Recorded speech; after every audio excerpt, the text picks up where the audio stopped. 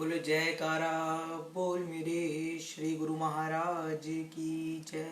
बोल साचे दरबार की जय।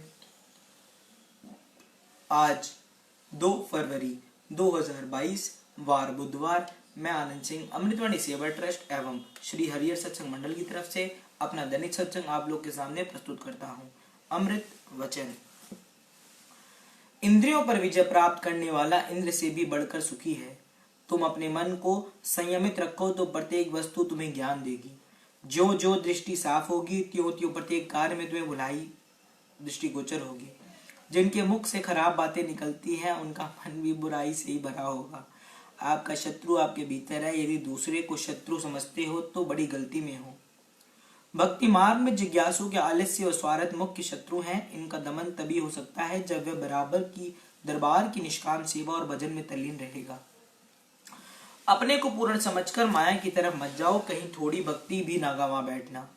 जैसे तपेदिक की पहले पता नहीं चलता, बढ़ जाने के पश्चात उसे रोकना कठिन हो जाता है, वैसे ही जीव व्यंजाने में हानि की तरफ चल पड़ता है, परंतु पश्चात में बचाव करना कठिन हो जाता है। मायासक्त जीव के लिए आवागमन के चक्कर से छूटना संभव है, और जिसने गुरु चरणों का आश्रय ले लिया वह काल के भय से सुरक्षित हो गया। जब सब ओर से निराशा के बादल छा जाते हैं तो सद्गुरु का आश्रय सूर्य बनकर चमकता है। इसलिए सर्वदा उनकी चरण शरण का सहारा लो ताकि निराशा का मुंह ही देखना ना पड़े। तुम बिछुड़ना ना चाहो तब भी दुनिया से तो विलग होना ही पड़ेगा। इसलिए अच्छा तो यही है कि इसके पूर्व तुम उसके परित्याग कर दो। सद्गुरु को विस्मृत करने से जो हानि जीव की होती है इतनी अन्य कोई शत्रु नहीं कर सकता। यदि तुम किसी संकट में हो तो सद्गुरु का स्मरण करो, वह शीघ्र ही टल जाएगा।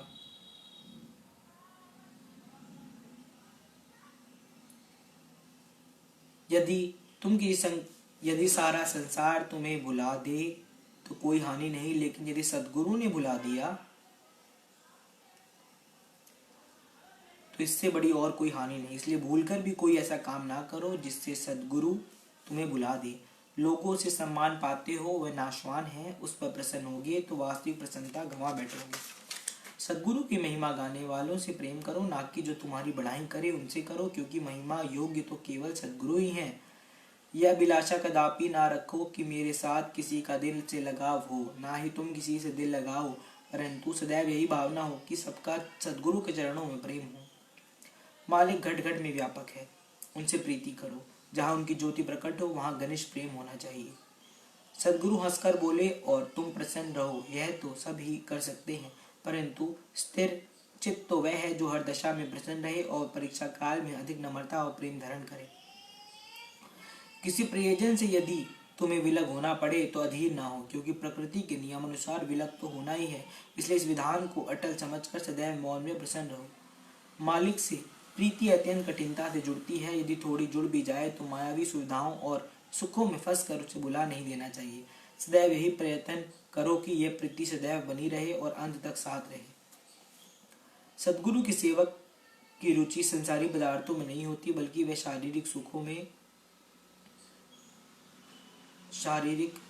सद्गुरु के सेवक की रुचि संसारी पदार्थों में नहीं होती, बल्कि वह शारीरिक दुखों को पाकर भी समानता अनुभव करते हैं।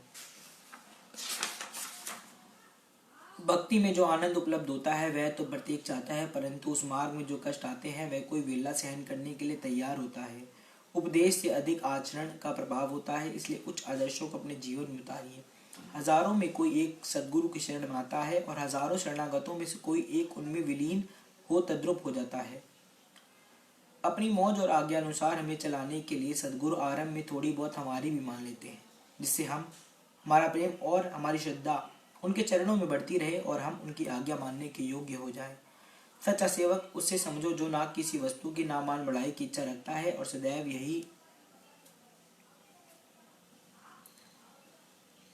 सदैव सेवा में तल्लीन रहता है। अहंकार से की हुई सेवा करोड़ भी कौड़ी के तुल्य के सम, और नम्रता व श्रद्धा से की कौड़ी भी करोड़ के अधिक है। बोलो जयकारा बोल मेरे श्री गुरु महाराज की, बोल साचे दरबार की जय। सत्संग श्री परमहंस अद्वैत में श्री तृतीय पातशाही जी महाराज सत्संग जहाँ से हमने शुक्रवार को छोड़ा था, वहां से आज हम वापस से आरंभ करेंगे तीसरी पातशाही जी का महाराज के सत्संग।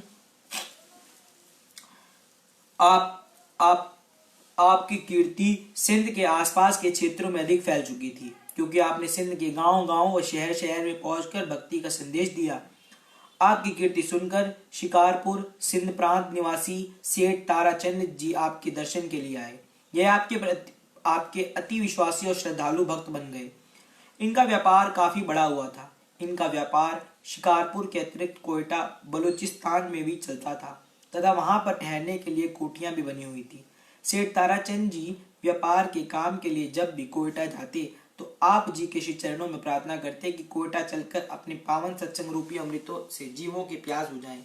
आप उनकी प्रार्थना स्वीकार कर कई बार कोयटा पधारे। यहाँ पर आपने अनेकों जीवों को सत्संग उपदेश से परितृप्त किया। काफी संख्या में लोग आपके श्रद्धालु बन गए। उन श्रद्धालुओं में से एक खान साहिब कैकाबाद जी पारसी और उनकी सुपुत्री प्रवीण आपकी अति श्रद्धालु थे। बहुत ध्यान पूर्वक सुनिए, बहुत ही प्यारा सत्संग है। खान साहिब जी उस समय की ब्रिटिश गवर्नमेंट की ओर से अति उच्च पद पॉलिटिकल एजेंट की पदवी पर नियुक्त थे। आप जब भी कोयटा में पधारते तो खान साहिब अपनी सुपुत्री सहित कोयटा रेलवे स्टेशन पर आकर आपको निवास स्थान पर ले जाते और जब तक आप कोयटा में निवास करते वे प्रतिदिन समय आपको अपनी मोटर कार में बाहर शहर के लिए ले जाते तथा श्री दर्शन का लाभ उठाते। जब आप कोयटा में प्रस्थान करते तो खान साहिब रेलवे स्टेशन पर पहुंचाने तक आपकी सेवा में उपस्थित रहते। एक बार आपके कोयटा से अन्य स्थान पर पधारने के दिन खान साहिब जी एक आवश्यक सरकारी काम में उलझे हुए थे।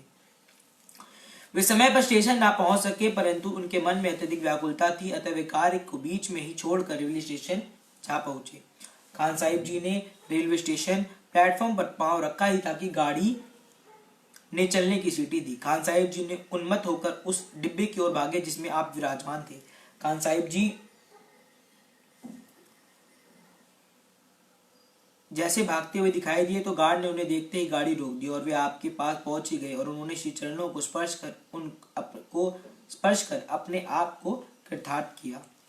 खान साहिब जी को प्लेटफॉर्म पर भागते हुए देखकर उस समय वहां जितने लोग उपस्थित थे सभी चकित हो गए कि इतने ऊंचे पद के अधिकारी साधारण मनुष्यों की भांति कहां भागे जा रहे हैं। उस समय खान साहिब जी को किसी की भी चिंता ना थी। जो मनुष्य अपने रूहानी रहनुमा जिनसे कि उसको आत्मिक शांति प्राप्त हुई हो और फिर वे अपने मालिक से उछुड़ रहा हो, भला ऐसे मालिक किसी दर्शन और चरण स्पर्श करने के लिए जाते समय किसी अन्य और ध्यान कैसे जा सकता है। सत्य तो है कि सच्चे प्रेमी का अपने प्रीतम के अतिरिक्त कुछ भी अच्छा नहीं लगता। वह उनके प्रेम में इतना आनंद विभोर हो जाता है उस आंतरिक आनंद था वास्तविक प्रेम में दुनियावी मान अपमान हानि लाभ सब मिथ्या दिखाई देते हैं। खान साहिब भी इसे सच्चे प्रेम के रंग में रंगे हुए थे, जिसका स्पष्ट रूप लोगों के सामने स्वयं प्रकट हो गया। गाड़ी में आपने अपने प्रेमी की आतुरता को मिटाने के लिए 2-3 श्री अमृत वचन भी फरमाए। प्रेमी ने चरण स्पर्श भी किया और एक क्षण भी श्री दर्शन तथा श्री अमृत वचनों का पान भी कर लिया। पुनः गाड़ी चल पड़ी और खान साहिब जी बिना किसी और ध्यान दिए अपने काम पर लौट आए। श्री सद्गुरुदेव महाराज जी श्री तीसरी पातशाही जी सिंध लौट आए। यहाँ पर गांव में आप आत्म ज्योति के दर्शनों हेतु अनवरत परमार्थ पथ पर आरूढ़ रहे। आपने श्री चकौड़ी संत आश्रम में ही श्री सद्गुरुदेव महाराज जी श्री दूसरी पातशाही जी के श्री चरणों में सिंध में कृपा करने के लिए विनय की।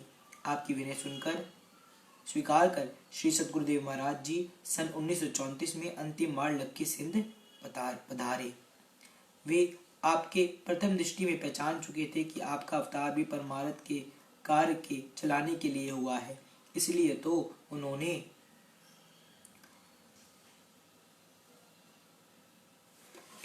उन्होंने आपको साधु वेश प्रदान करते ही आपको अपने नाम पर ही उपदेश देने की आज्ञा दी थी। अब इस रहस्य को सबके सामने सांकेतिक भाषा में प्रकट करने लगे। श्री सद्गुरुदेव महाराज जी श्री दूसरी पातशाही जी लक्की सिंध में शहर के स्थान के चौबारे पर विराजमान थे और सप्ताह में एक बार संगत को नीचे आकर श्री दर्शन देने की कृपा करते थे। थोड़ी सी देर संगत को श्री दर्शन देकर फिर बाहर घूमने के लिए चल देते थे। दूर दूर से संगत श्री दर्शन के लिए आई हुई थी। एक दिन सारी संगत ने मिलकर श्री सद्गुरुदेव महाराज जी श्री दूसरी पातशाही जी के श्री चरणों में विनय की कि आज वे अपने मुखारविंद से प्रवचनामृत की वृष्टि करें।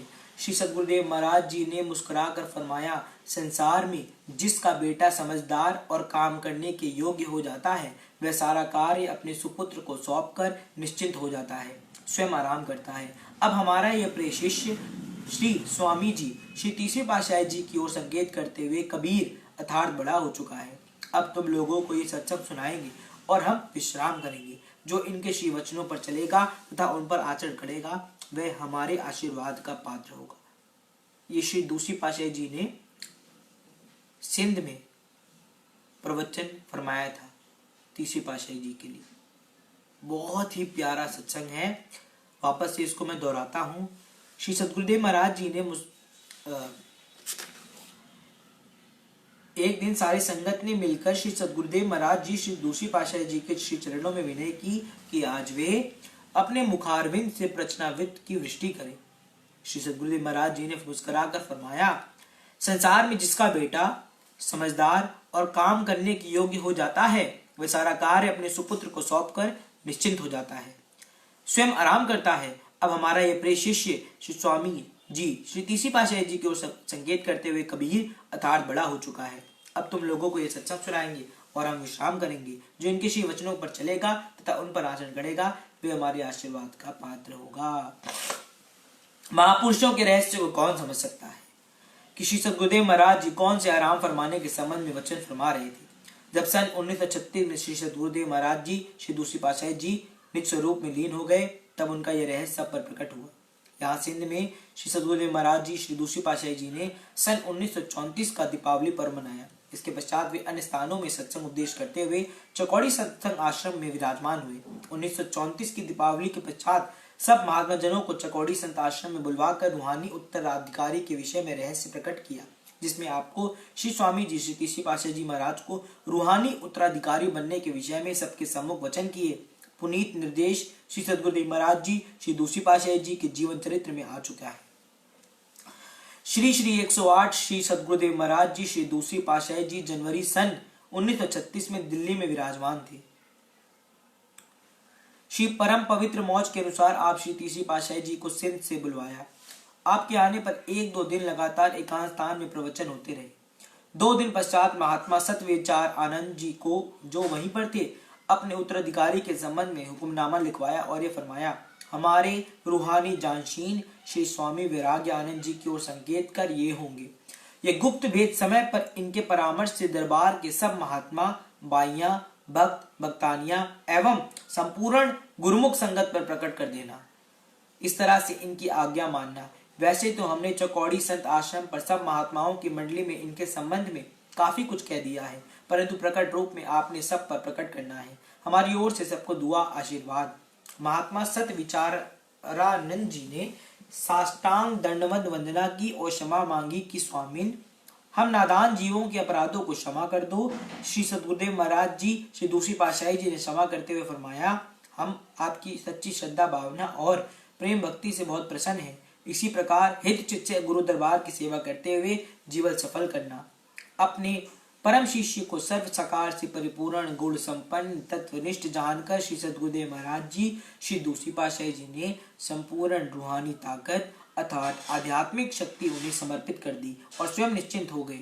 इसके पश्चात श्री सद्गुरुदेव महाराज जी श्री दूसरी पातशाही जी 9 अप्रैल सन 1936 ईस्वी तदनुसार 28 चैत्र संवत 1993 विक्रमी वीरवार को नंगली साहिब में निज स्वरूप में लीन हो गए। बोलो जयकाराम, बोल मेरे श्री गुरु महाराज की जय, बोल साचे दरबार की जय।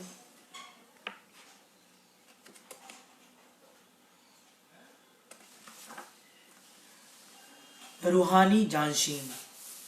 2 मास 24 दिन के बाद चौकौड़ी संत आश्रम में प्रथम महात्मा सत विचारानंद जी ने आरशाद नामा श्री आज्ञा सब संगत को सुनाया। अतः पुरातन मर्यादा अनुसार श्री सद्गुरुदेव महाराज जी श्री स्वामी वैराग्यानंद जी महाराज 3 जुलाई सन 1936 तदनुसार 20 आषाढ़ संवत 1993 आषाढ़ सुदी 14 शुक्रवार के शुभ दिन इस संप्रदाय के तृतीय महाराज धीराज के रूप में परमार्थिक राज्य सिंहासन पर विराजमान हुए। विधिवत केसर का तिलक लगाया गया। तदुपरांत श्री आरती उतारी गई। उसी दिन श्री दूसरी पातशाही जी की पुण्य स्मृति में भंडारा किया गया तथा अगले दिन 21 आषाढ़ संवत 1993 अर्थात 4 जुलाई सन 1936 आषाढ़ सुदी पूर्णमासी शनिवार को व्यास पूजा का शुभ पर्व मनाया गया। आप श्री तीसरी पातशाही जी महाराज के परमार्थ पद पर सिंहासन रूढ़ होते ही आकुल हृदय में शांति की सांस ली। 2 महीने 24 दिन प्रेमी गुरुमुख शोक सागर में डूबे रहे। प्रेमियों के हृदय एक तो श्री सद्गुरुदेव महाराज जी श्री दूसरी पातशाही जी की याद में व्याकुल थे, दूसरा उन्हें कोई आगे आश्रय न दिखाई देने से वो मझधार में हिचकोले खा रहे थे। अब आश्रय पाकर उनके हृदय में आशा की एक नई किरण ने धैर्य भर दिया। श्री सद्गुरुदेव महाराज जी श्री तीसरी पातशाही जी ने यह भी अवधि श्री नगली साई में ही बिताई। श्री सद्गुरुदेव महाराज जी महाराज श्री तीसरी पातशाही जी ने भी यह अवधि श्री नंगली साहिब में ही बिताई। आप स्वयं श्री सद्गुरुदेव प्रेम में सदा आकुल रहते, जिससे कोई भी इस रहस्य को ना समझ सका। सन 1936 में परमारथ के सिंहासन पर विराजमान होकर आपने सत्संग उपदेश का विशाल रूप दिया। आप प्रथम 2 वर्ष पंजाब तथा सिंध को कृतार्थ करते रहे। श्री चकौड़ी संत आश्रम में श्री व्यास पूजा का पर्व मनाया जाता, पुनः सिंध तथा पंजाब को कृतार्थ करते। इसी बीच श्री सद्गुरुदेव महाराज जी श्री तीसरी पातशाही जी ने पंजाब के प्रत्येक आश्रम को पावन चरणाविंदों से अनुग्रहित किया। कितना सौभाग्य है इन स्थानों का जहाँ पर स्वयं कुल मालिक संत स्वरूप में इन्हें पवित्र करने आए। कितना विचित्र ढंग अपनाया इन महान विभूतियों ने कि श्री परमहंस दयाल जी श्री पहली पातशाही जी ने बिहार की पुण्य भूमि पर अवतार लेकर सीमा प्रांत में स्थित टेरी स्थान को अपने अमृत प्रवचनों एवं सत्संग उपदेश को उचित क्षेत्र बनाया। यही टेरी क्षेत्र श्री सद्गुरुदेव महाराज जी श्री दूसरी पातशाही जी का जन्म स्थान बना। श्री सद्गुरुदेव महाराज जी श्री दूसरी पातशाही जी ने टेरी में अवतार लेकर सत्संग उपदेश का प्रमुख केंद्र लक्की मरवत को बनाया। इसी लक्की मरवत में इस संप्रदाय की दो महान विभूतियां श्री स्वामी जी श्री तीसरी पातशाही जी महाराज व श्री स्वामी जी श्री चौथी पातशाही जी महाराज अवतरित हुई। श्री सद्गुरुदेव महाराज जी श्री दूसरी पातशाही जी ने पंजाब को सत्संग उपदेश का केंद्र बनाया तथा श्री सद्गुरुदेव महाराज जी श्री तीसरी पातशाही जी कुछ समय यहाँ विराजमान रहे। तो इसी पंजाब की पुण्य भूमि में इस संप्रदाय की श्री पंचम पातशाही जी श्री सद्गुरुदेव महाराज जी प्रकट हुए। आप श्री तीसरी पातशाही जी ने दिन रात एक करके श्री सद्गुरुदेव महाराज जी श्री दूसरी पातशाही जी के श्री वचनों को साकार रूप दिया। 1936 से लेकर 1939 तक आपने पंजाब, सिंध, सीमा प्रांत, उत्तर प्रदेश के प्रांतों में जहां कहीं अपने सत्संग आश्रम थे, सत्संगी महात्माओं व भक्तों की विनती करने पर सब स्थानों को अपनी पवित्र चरण राजनीति में पुनीत किया। टेरी, डराई, इस्लाम लिखा, सीमा प्रांत, लक्की, गरेला, बुखारा, नसीराबाद, सिंध, चकौड़ी संत आश्रम, बाबड़ा, पिपल भट्टा, पगाला, बुरेकी, गंदोला, डेला, चट्टा, हरनौली, मुल्तान, वहुआ, कोटली, मोहम्मद सिंह, गोंदल आदि पश्चिमी पंजाब इन स्थानों पर आपने अमूल्य समय देकर सबकी भावनाओं को पूरा किया। अब ये सभी स्थान पाकिस्तान में। एक बार श्री सद्गुरुदेव महाराज जी श्री तीसरी पातशाही जी नसीराबाद में विराजमान थे। कुछ दिन पश्चात आपने महात्मा परम विवेकानंद जी को श्री आज्ञा दी कि तुम झम्पीर जिला कराची सिंध में जाकर रहो। श्री आज्ञा पाकर वे झम्पीर चले गए। इसके कुछ समय बाद एक बार आप कराची से आ रहे थे तो महात्मा परम विवेकानंद जी के विनय पर 2 दिन के लिए आपने झम्पीर की कृपा की। वहां रात को सत्संग हुआ, काफी संगत आई हुई थी। वहां की संगत को संबोधित करते हुए आपने फरमाया, गुरुमुखों, पानी का अपना कोई रंग रूप नहीं होता। जैसा रंग उसमें डालो वैसा ही उसका रंग हो जाता है। उदाहरणतः उसमें पीला रंग डालने से पानी का रंग भी पीला हो जाएगा और लाल रंग डालने से पानी भी लाल हो जाएगा। वैसे ही मन का भी कोई रंग रूप नहीं होता। उसको भी जैसा संग मिले वैसा ही रंग उस पर चढ़ जाता है। कुसंग से मन मैला हो जाता है और सत्संग से मन निर्मल बन जाता है। निर्मल मन में ही ईश्वर का प्रेम निवास करता है। ईश्वर का प्रेम मन में होने से लोक परलोक के कार्य सहज में ही सिद्ध हो जाते हैं। चूंकि प्रत्येक मनुष्य सब कार्यों की सिद्धि चाहता है, इसलिए प्रत्येक मनुष्य को सत्संग में जाकर अपने मन को शुद्ध करने का यत्न करना चाहिए। मन ईश्वर के नाम से शुद्ध होता है और ईश्वर का नाम सत्संग में ही प्राप्त होता है। सत्संग की महिमा गुरुवाणी में इस प्रकार की गई है। सत्संग सुनकर मनुष्य के मन में नाम की प्राप्ति की लगन बढ़ जाती है। जब लगन बढ़ती है तो प्रकृति भी सहायता करती है और उसका मिलाप संत सदगुरु से हो जाता है। भाग्यशाली जीव संत सदगुरु से नाम की प्राप्ति कर उसका अभ्यास करके जन्म मरण के दुखों से छुटकारा पाकर सच्चा सुख प्राप्त कर लेता है। यही मनुष्य जन्म की वास्तविक लाभ है। जब संगत चली गई तो महात्मा परम विवेकानंद जी से भक्त वेश में थे। आपने पूछा, क्या यहाँ सत्संग सदा होता है? महात्मा जी ने विनय की, प्रभु यहाँ कोई सत्संग नहीं होता। आपने फरमाया, वह भी कोई शहर है जहाँ सत्संग नहीं होता? तुम यहाँ सत्संग करना आरंभ कर दो। महात्मा जी का कहना है कि सत्संग करना तो मैं जानता नहीं था, परंतु यह विश्वास था कि जिन्होंने श्री आज्ञा प्रदान की है वह कार्य करने की शक्ति भी स्वयं प्रदान करेंगे। महात्मा जी ने शहर के कुछ व्यक्तियों से सत्संग आरंभ करने की बात कही। उन्होंने कहा कि यहाँ पहले बड़े बड़े महात्मा सत्संग करने का प्रयत्न कर चुके हैं, उन्हें सफलता नहीं मिली। यहाँ की धरती भी पथरीली है और मनुष्य के दिल भी पत्थर जैसे हैं। महात्मा जी ने सब वृतांत श्री सदगुरुदेव महाराज जी के श्री चरणों में सुनाया। श्री सदगुरुदेव महाराज जी ने फरमाया, अमूल्य हीरे लाल भी पत्थरों में दबे हुए होते हैं। हीरे लालों की उत्पत्ति भी पत्थरों में से होती है, वे परिश्रम करने से ही निकलते हैं। श्री सदगुरुदेव महाराज जी ने पुनः फरमाया, उनके पधारने के बाद महात्मा जी ने सत्संग का कार्य श्री वचन अनुसार आरंभ किया। धीरे धीरे संस्कारी रूहें श्री दरबार की महिमा सुनकर मोह माया रूपी पत्थरों को हटाकर बाहर निकलती आई। भाव ये कि जिज्ञासु सत्संग में आने लगी। परिणाम ये हुआ कि वहां कुछ दिनों तक से भक्तों की संख्या बढ़ गई और सत्संग का कार्य अच्छा चलने लगा। सत्संग के लिए एक आश्रम बनवाया गया जहाँ सैकड़ों भक्त लोग सत्संग से लाभ उठाने लगे। जम्पियर शहर के लोग कहने जाने लगे कि जो काम पहले किसी से ना हो सका वह कार्य श्री सदगुरुदेव महाराज जी के संकेत मात्र से हो गया। निसंदेह श्री सदगुरुदेव महाराज जी कोई अद्वितीय शक्ति है। जम्पियर शहर और उसके आसपास के क्षेत्र से कितने ही व्यक्ति शरण में आज श्री दरबार की सेवा करते करते बाद में साधु बन गए। उनमें से महात्मा अमर सत्यानंद जी व महात्मा अमर सुखानंद जी मुख्य थे। उन्होंने श्री गुरु दरबार की सेवा के साथ अनेक जीवों की परमार्थ पर दर्शाया। श्री सदगुरुदेव महाराज जी त्रिकालदर्शी थे, जिन्होंने आरंभ में ही ये फरमा दिया था कि परिश्रम करने से पहाड़ों में से अनमोल रतन भी निकल आते हैं। वे अपनी संस्कारी रूहों को स्वयं जानते थे, इसलिए आपने साथ उन्हें मिलाने का कोई न कोई कारण बन ही गया। जम्पियर में सत्संग का कार्य आरंभ कराने का यही उनका तात्पर्य था। महापुरुषों की महिमा का कोई पार नहीं पा सकता। इसके पश्चात 14 मई सन 1939 को श्री सदगुरुदेव महाराज जी ने हकल जिला जम्मू में कृपा की। वहां पर कुछ दिन अमृत प्रवचनों से संस्कारी आत्माओं को लाभान्वित कर आपने श्रीनगर की ओर प्रस्थान किया। उस समय एक बस महात्मा जनों के साथ थी तथा आप कार में विराजमान होकर यात्रा कर रहे थे। जम्मू से लगभग 15-20 मील की दूरी पर जाकर अचानक ही कार का अक्ष एक्सल टूट गया। आप कार से उतरकर बस में विराजमान हो गए तथा कटरा तक बस में ही गए। कार ठीक होने के लिए जम्मू भेज दी गई। कार का अक्ष ठीक करवाने में 2-3 दिन लग गए। आप 2-3 दिन तक कटरा में विराजमान थे। वहां सत्संग उद्देश्य से सबको इकट्ठात कर रहे थे। यहाँ पर आपके पावन वचनामृत का पान करके तथा देदीप्यान छवि को निहार कर सब मंत्रमुग्ध हो रहे थे। सत्संग श्रवण कर वे अपने भाग्यों की सराहना करने लगी और कहने लगे कि संत महापुरुष वास्तव में ही जीवों को सन्मार्ग पर लगाने के लिए इस धरातल पर अवतरित होते हैं। कई प्रेमियों ने आपसे नाम की दीक्षा भी ली। 3 दिन पश्चात जम्मू से कार ठीक और आ गई और कार पर विराजमान होकर आपने वहां से प्रस्थान किया। कटरा से चलकर बटौत और खुद में एक रात ठहर कर वैरीनाग सरोवर पहुंचे। इस झील से झेलम दरिया निकलता है। स्थान के रमणीक दृश्य सब महात्मा जनों को दिखलाते हुए आप अनंतनाग पहुंचे। कश्मीरी भाषा में नाग चश्मे को कहा जाता है, इसलिए यहाँ पर कई शहरों के साथ नाग शब्द आता है। अनंतनाग में 3 दिन सत्संग का प्रवाह चलता रहा। इसी मध्य एक बार दिन के समय पहलगाम में भी कृपा की। पुनः रात्रि समय अनंतनाग लौट आए। अनंतनाग में कुछ एक सज्जन भक्त बन गए तथा आपको वहीं कुछ दिन ठहरने के लिए विनय करने लगे। आप भी उनके विनय स्वीकार कर 1-2 दिन के लिए वहां ठहर गए। पुनः आपने श्रीनगर में कृपा की। श्रीनगर में कश्मीर के महाराजा हरि सिंह की बादामी बाग में कोठियां व बंगले बने हुए थे। महात्मा सत विचारानंद जी तथा महात्मा योग प्रकाशानंद जी महाराज के महल में गए, परंतु वे कहीं अन्य गए हुए थे। वहां महात्मा जनों की भेंट उनके सचिव महोदय से हुई। वे अत्यंत श्रद्धालु और साधु सेवी थे, अतः वे महात्मा जनों के साथ श्री दर्शन के लिए आए और श्री दर्शन कर कृतकृत्य हो गए।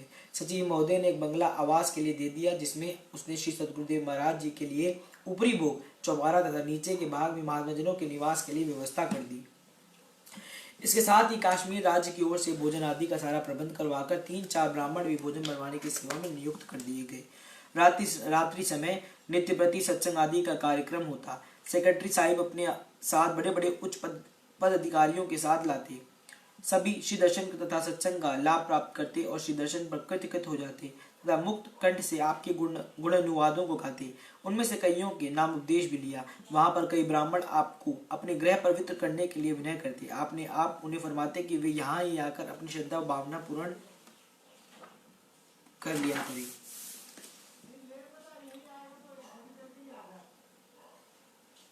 बोलो जयकारा, बोल मेरे श्री गुरु महाराज की जय, बोल साचे दरबार की जय।